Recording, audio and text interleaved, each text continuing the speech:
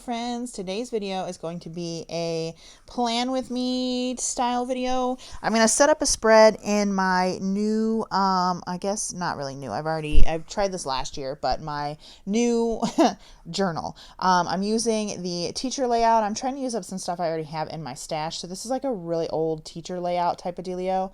But I'm using that in the classic size, and I'm using this Patreon printable, the like layering circles template from my shop that you can use with Canva, and then some stickers I also made in Canva. So if you've been following me on Instagram, I have been sharing some reels about how to find like really cool clip arts to use to make stickers in Canva and different sizes you can make your pages and stuff. I've also got some washi tape there on the side.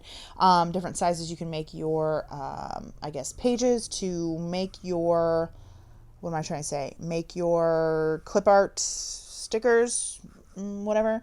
So basically what I usually do is I go up in Canva and now I'm trying to match like some stickers and stuff. But basically what I do is I go in Canva and I'll type in something like fall or watercolor Thanksgiving or abstract fall or, you know, falling leaves or autumn or watercolor autumn or watercolor Thanksgiving, watercolor Christmas, boho Christmas, you know, things like that that are going to give you the keywords to find stuff.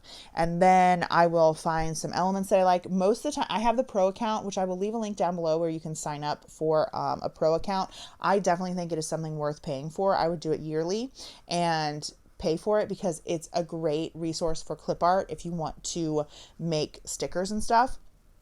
I don't know about their terms of use for like making stickers from their clip art to sell and things like that. I don't know anything about that. I would consult Canva's terms of use, but if you want some clip art to that you definitely have commercial use for, etc., then I would also sign up for Creative Fabrica.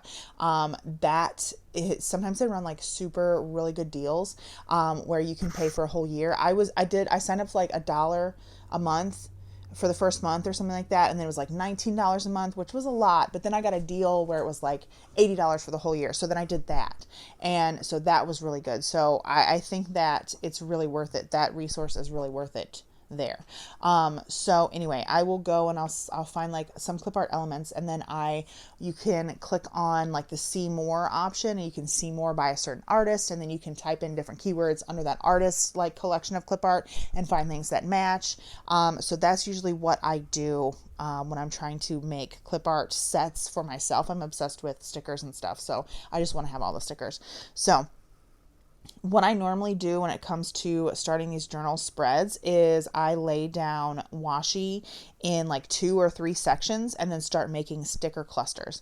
I will also leave a link to I'll leave a link to Patreon, and then I'll also leave a link to the template that I use to make that, like the stickers that I'm using now, the long vertical like box stickers.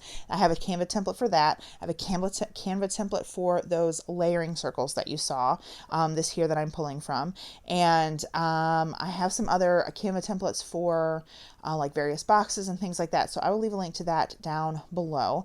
And then I just start layering the stickers over the washi tape to try and create these sticker clusters. And then that's when I also pull in the clip art that I have found on Canva. On all of these images, well, not the images from the Patreon printable that I use, but these images in the layering circles are all from Canva. Some of them are like Halloween, some of them are just generic, like an ocean or a stack of books or coffee or something like that. So you can make them have a theme, you can make them, you know, just things that you like. So I think it's a really good like journaling accessory, I guess you would say, to have these layering circles. And I am trying to make more templates for you all for like journaling stickers and stuff like that, because I think it's, I don't know, Canva's pretty cool to play around with. I also released, I'm not sure when this is going to go up, but if you need a Christmas planner, I released a Christmas planner. It's a Canva template, so you can customize it, you can make it your own colors, you can fill in different titles and things like that on different sections if you would like. But otherwise, there is a letter size and a classic happy planner size, and so you can immediately print it and download it. You don't have to change anything. It's like optimized for immediate printing and downloading and printing. So things will print back to front like the way that they're supposed to. So little plug for that there. But yeah, so I start to make these sticker clusters, and I kind of do it I've talked about this in my like journaling setup video, in like clusters of 3 to give balance across both of the pages. And I just play around until I see something, that something comes together that I like. And then I start throwing in boxes and stuff. My whole, I guess, goal for this planner, and I've realized I want to change the pen that I'm using, because it is kind of getting to be very like bunched together and very, very busy. But my whole plan was to like write in the columns and then write across and then write in the boxes and then, write around things. And so the pen that I'm using is like a felt tip marker, and it's getting to be it's kind of too thick, I think, for what I'm trying to do.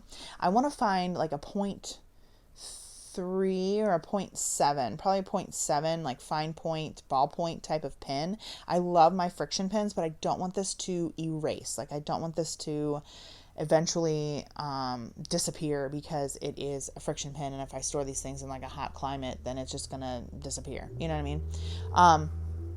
So I don't want to use my friction pen for that. But like I said, I've been using a felt tip pen. It's one of those felt tip pens that I've had for ages. I got it at like Target or something like that. But yeah, so then after I have some clusters with like clip art and things like that, I start bringing in the boxes. I think I'm watching YouTube here, and so I'm probably trying to find something else to watch. So my arm is just on the screen. I'm not doing a very good job of editing these things, guys. I just had the baby, and I'm trying to knock out 3 voiceovers from some stuff that was filmed probably like end of September. So I'm not doing a very good job editing these things. But once I have the clusters down, then I start moving into the boxes. And once I have boxes down, I start also adding some of the clip art on top of them to create these little clusters again, things like that. And then I will end up putting down checklists. Now, I don't necessarily use the checklists as like, these are the things that I need to do. It's just kind of a section more to write in, if you will. And I don't really, maybe I'll put a header and I'm like, these are the things I did at home today or something, I don't know. I just start putting them down and seeing where they go. And then as we like move through it, I'll see what else maybe needs to be added somewhere else. Do I need more boxes? Do I need this? Yada, yada. And here I am putting down those checklists. And I'm just trying to, again, create a nice balance on the page. And you see I moved those books. I didn't like where they were, so I picked them up and moved them. Or maybe it's not books. It might be, yeah, it is books. I thought it was like blankets. But I picked them up and moved them until I found a place that I, wanted to put this down. This spread is also for a week in November, so I don't even know what's going to happen in this week that I come to. But yeah, I'm just trying to create balance across the spread with these checklists, which is why I'm kind of varying where I'm putting them. I'm kind of creating balance with the colors and stuff. And I try to usually use about 4. I think that creates some balance that I'm looking for. But yeah, and then I just throw in the boxes and the headers that I have as I go. I am trying to use up a lot of my Patreon printables for long vertical because I have printed them and I haven't used them. I kind of moved away, as you all have seen. Maybe I'll try something different in my planner. Side note, I have kind of moved away. I definitely moved away from using long vertical layout in my regular everyday planner. I now use like a standard vertical A5 wide type of layout because I have a lot of stickers that are that way, but I might try something new in my planner. I've been debating whether or not to go back to long vertical and try something new and different with my like standard vertical stickers, or stay in standard vertical and try something new and different with my long vertical stickers. I don't know. It's just going to be a thing and we're going to see what happens. But yeah, so I am sitting here debating what else I may need to add. I think I end up saying, this is it, which yeah, it looks like I'm just going to put this back in my planner. So again, you can see some of my spreads here. If you want to learn more about like how I set this up and what my goals are with it, you can check out a video on my channel where I talk about setting this up and like what my plans are and how to set up a creative journal in a teacher planner, things like that. So I hope you enjoyed this video. I know it was kind of quick and I kind of rambled in it, but I hope you enjoyed this little setup, and I will talk to you in my next video. Go ahead and give this a video like. Go ahead and give this video a like and subscribe. I would love for you to stick around and see the other videos I have on my channel. I'll talk to you later. Bye.